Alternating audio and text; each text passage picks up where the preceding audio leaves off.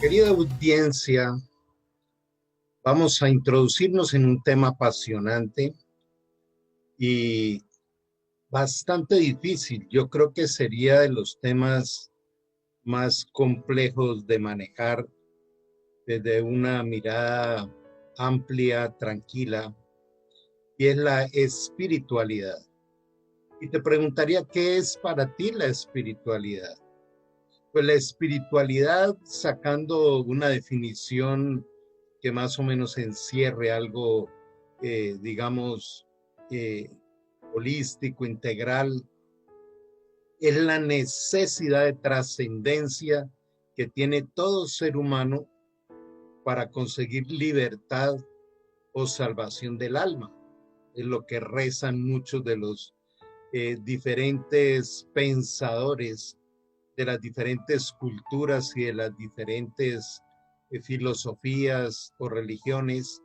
Por eso digo que es un campo tan amplio que implica una responsabilidad grande al tocarlo.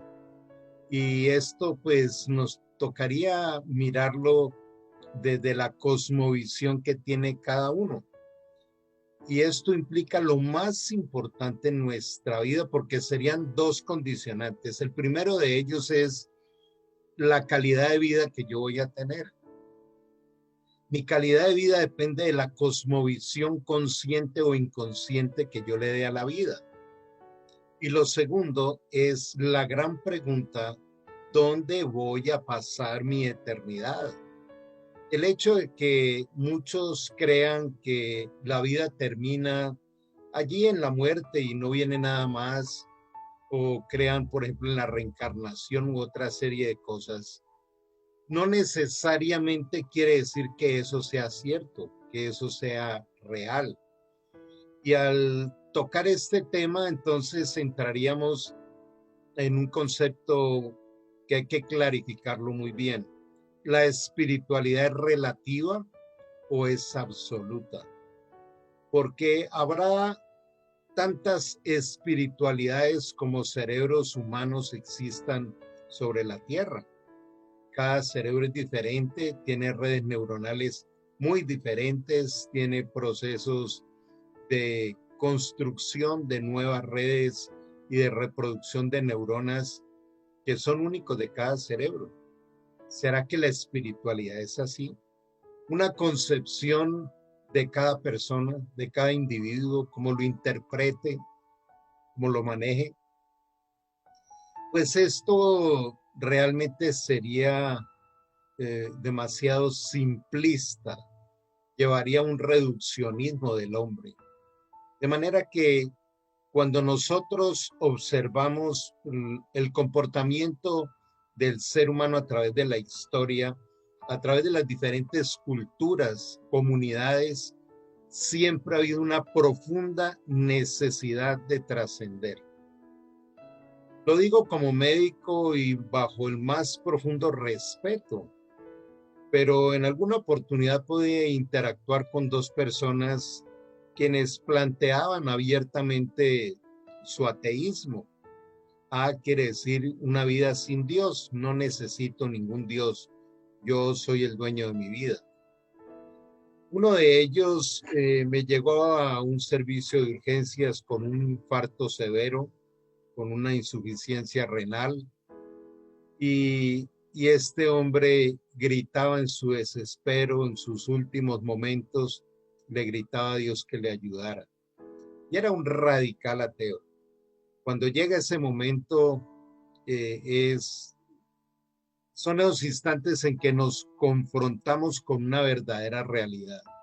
Por otro lado, eh, un colega que no solo no creía en Dios, sino que también utilizaba una serie de términos irrepetibles en este escenario con los que insultaba a Dios.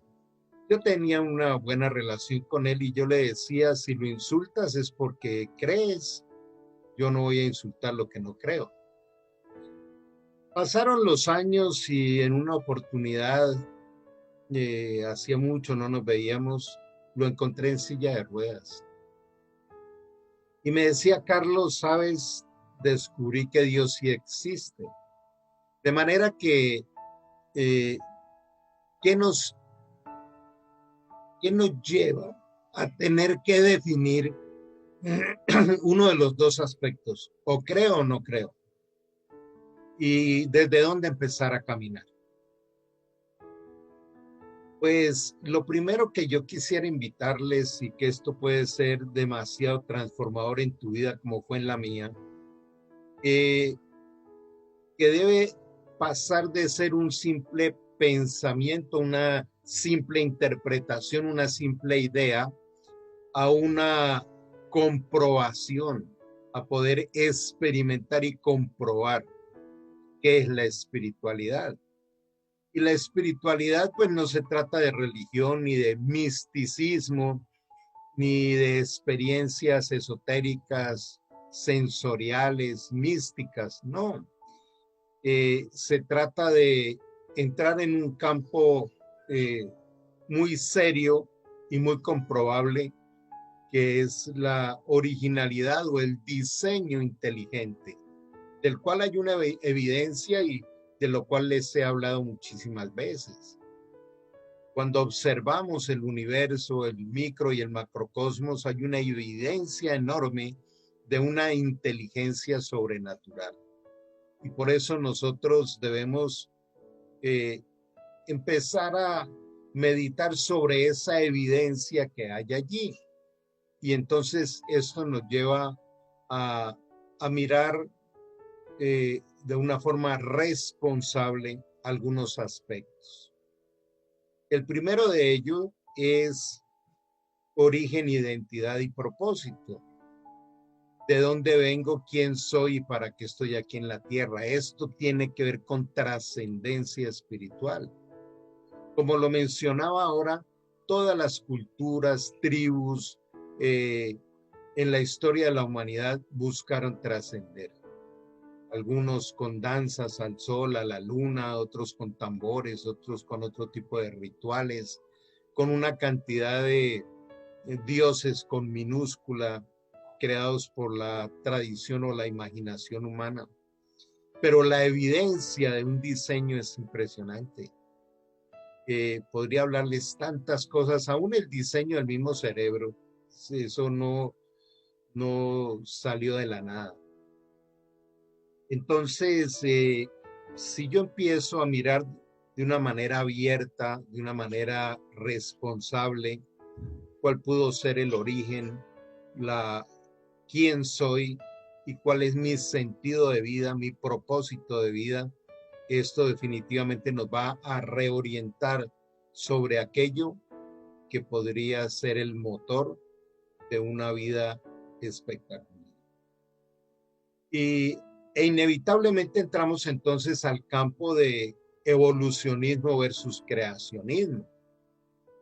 El evolucionismo como fuente de la vida y de la creación es un pensamiento que cada día pierde más y más fuerza, porque la famosa teoría de la evolución no se ha podido comprobar, por eso sigue siendo una teoría. Y qué triste irse de este planeta sin resolver esto y creyendo en una teoría que ni siquiera se le puede aplicar el método científico. Pero cuando hablamos del creacionismo, vemos las leyes, vemos las leyes de la misma creación. Y entre más exploramos este tipo de leyes, menos fuerza tiene la teoría de la evolución. Eso sería como para todo un seminario muy largo. Pero voy a mencionarles solamente una de ellas, que es la ley de la termodinámica, la primera ley. Y es una ley, no es una teoría. La primera ley de la termodinámica dice que la energía que hay en el universo es constante, que no se crea ni se destruye, sino que se transforma. Y si la energía no pudo crearse a sí misma, alguien tuvo que haberla creado. De manera que así podríamos seguir con muchos otros aspectos como el diseño y comportamiento del genoma humano, en fin, y vemos solo la evidencia de un ser superior. O sea, con todo esto vamos llegando a la conclusión de que hay un creador, hay un diseñador. Ahora, todos aquellos aspectos como ser libre del miedo, del depender del medio externo, del poseer, del controlar, de, de que nuestra vida sea administrada por las emociones, solamente hay una forma en que nosotros podemos entrar en esa libertad y es a través del amor. Pero de una definición y de una claridad, de una experiencia de lo que es el amor. El amor no es una emoción, el amor no es un sentimiento. Eh, el amor es esa intervención del Creador en nuestra vida que nos capacita para vivir en una libertad. No podemos humanizar el amor. No podemos llevar el amor tampoco al campo de las emociones o sentimientos. Entonces, la evidencia del universo, de los diseños, del diseño desde un nido, desde una telaraña, que menciono mucho, es un diseño que viene de una persona o de un ser mmm, que es totalmente perfecto y que nos ama y que desea que cada uno de nosotros experimentemos ese amor, pero no nos obliga. Cuando yo en el año 2000 decidí abrirme a explorar lo que es la espiritualidad del amor y desde esa intervención de Dios en mi vida y no de tener yo que hacer cosas rituales o tradiciones para poder ver si de pronto llego a alguna conexión con Dios, es lo que hace 21 años veo transformar no solo mi vida, sino transformar muchas vidas. Es impresionante la forma transformadora que trae el amor de Dios, que es la verdadera espiritualidad. Entonces yo no puedo hablar de espiritualidad si no me he abierto a tener una relación dentro del mismo diseño que el Creador hizo. Cuando cada uno de nosotros hemos sido creados y diseñados de una manera irrepetible, nunca hubo, hay ni habrá otro igual a nosotros, a cada uno de nosotros. Es lógico pensar que quien hizo semejante diseño tan impresionante del universo, de lo que vemos todos los días y de lo que ha descubierto la ciencia en nuestro interior, no nos iba a colocar en este gran edificio llamado universo sin un manual, sin una forma relacional con él. Por eso cuando nosotros aprendemos a relacionarnos, pasan cosas extraordinarias, no humanas. Son cosas que vienen de la sabiduría de este ser espectacular. Y quien no ha vivido esta experiencia, pues no tiene autoridad para hablar de ella. Por eso les hablaba del comprobar, del experimentar procesos transformacionales increíbles cuando uno entra en el diseño. Fuimos diseñados para el diseñador, fuimos diseñados para administrar el diseño. De manera que el punto en el cual vamos en este momento sería preguntarnos, yo creo, en la naturaleza, en el universo, en la energía y en muchas otras cosas, en leyendas, en tradiciones, en filosofías, o exploro quién es el creador que quiere relacionarse conmigo y contigo. Basta decir, bueno, voy a darme la oportunidad de avanzar a tener esa conexión, ese encuentro, y allí aparecen unas evidencias indubitables, unas experiencias increíbles que muchísimos hombres que dejaron huella en la historia de la humanidad, dejaron constancia de esa realidad. Entonces, quiero que miremos un poquito algunos aspectos. Es inevitable hablar de espiritualidad y no hablar del perdón. Y el perdón, dice el doctor Luskin de la Universidad de Stanford, que en sus estudios científicos ha comprobado que el perdón produce unos cambios increíbles a nivel de las neuronas del cerebro y también a cambios en el corazón. Nuestro corazón tiene 40,000 neuronas especializadas y está conectado con el cerebro. O sea, nuestro cerebro cardíaco está conectado con nuestro cerebro craneal y esto es lo que se llama coherencia cardíaca. Y en algún momento estará haciendo un programa sobre la práctica de la coherencia cardíaca. Cuando una persona es transformada por el amor del Creador, por el amor de Dios, es una persona que empieza a ser limpia de todos aquellos tóxicos que entraron y también empieza a desarrollar sus virtudes, habilidades y potenciales. Una de las manifestaciones bien especiales que aparece en este amor que nos contagia es el servicio, es el altruismo, es la filantropía, es apasionarnos por servir a otros. Y aquí hay dos aspectos que en algún momento cuando hablaba de contemplación indagativa lo mirábamos. Y el primero de ellos es precisamente quitarnos de encima un hábito o una conducta tan complicada como es mirar, juzgar y reaccionar. Eso es una esclavitud terrible.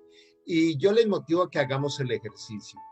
Si nosotros empezamos a vigilar nuestra mente, a pensar en lo que pensamos y darnos cuenta qué pensamos en cada momento de cada persona, del entorno, del clima y hasta de nosotros mismos, vamos a descubrir que esa es la forma como de una manera compleja nos fuimos desarrollando. Mirar, juzgar y reaccionar. Y nuestro cerebro está diseñado para contemplar, comprender y ayudar o servir. La libertad está basada en no emitir juicios, sino en comprender desde el amor. Cuando uno va entrando en este entrenamiento y en esta dimensión, es impresionante la libertad con que se vive. ¿Te imaginas lo que es una vida libre de estar juzgando, de estar acusando, de estar reclamando, de estarnos quejando? Eso se llama esclavitud. Y qué bueno nosotros ser libres de ello. Y es posible, no es difícil. Es sencillamente aprender y entrar en ese sentido. De manera que si nosotros queremos desarrollar y experimentar la verdadera espiritualidad, que es una relación personal con el Creador, que solo cada uno la puede decidir, entramos en un proceso que se llama transformación.